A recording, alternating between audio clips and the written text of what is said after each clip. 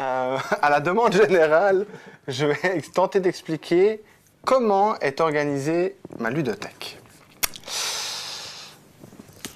C'est un peu pathologique, mais vous allez voir, tout est très très logique. Alors, dans un premier temps, les jeux sont classés par éditeur.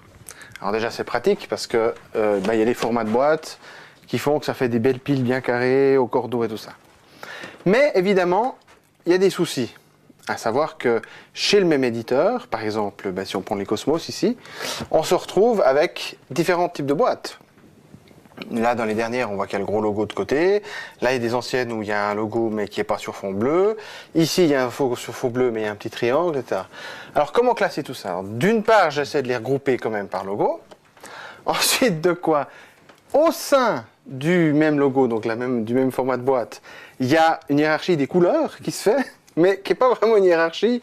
C'est souvent la loi du nombre. Donc là, par exemple, c'est plutôt les noirs et bleus, enfin les foncés qui sont ensemble. Après, il y a des histoires de teintes et de choses.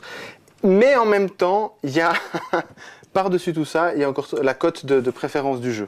Donc il y a des choses que je joue vraiment jamais, ou très peu, qui sont plus bas que d'autres, etc. Et donc c'est une sorte de doux mélange, assez inexplicable, parce que dans les faits, je ne saurais pas dire pourquoi Bungo est en haut plutôt qu'en bas, mais qui est vraiment réfléchi.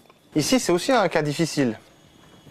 Alors, on voit qu'il y a d'abord ceux dont il y a le plus d'exemplaires en termes de couleurs. Hein, donc là, il n'y en a qu'un, il y en a 2, 3.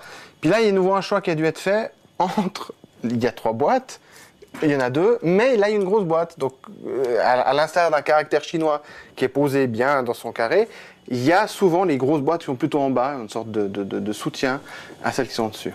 Là, il y en a un qui est à l'envers, voilà, qui est détestable. Ça vaut la peine. Ah, et puis celui-là, ça c'est pas là. Le problème, c'est qu'une fois qu'on commence, on n'est pas bien. Voilà. Il y a plusieurs choses à considérer chez Team Gluck. Il y a notamment le fait que Talouva et Attica ont le logo à gauche au lieu d'à droite. Alors, et en plus il est un peu plus petit. Est-ce que c'est dû à un choix volontaire? Est-ce que c'est le fait que ce soit le frère de Marcel André qui a fait la boîte? Je sais pas. Mais le logo est à gauche, donc ça les met déjà un peu à côté. En plus, c'est les deux de Marcel André. Voilà. Ces deux-là, je les aime pas trop, ils sont plutôt en bas. Ceux-là, je les aime bien, ils sont récents, donc ils sont plutôt ici. Celui-là, je l'aime pas trop, il est en bas. Et ceux-là, ils sont dans la même gamme de couleurs. Donc ils sont ensemble. Mais avec néanmoins un dégradé de plutôt brun à plutôt orange. On voit que là, il y a un fond brun avec du jaune, un peu plus d'orange, carrément de l'orange, et là, complètement orange. Voilà.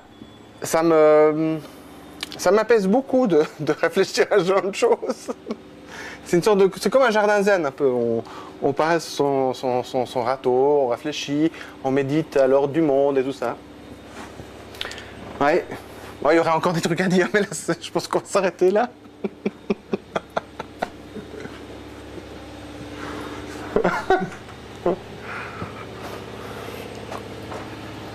C'est dit, je serais curieux de savoir comment les autres rangent leur bibliothèque.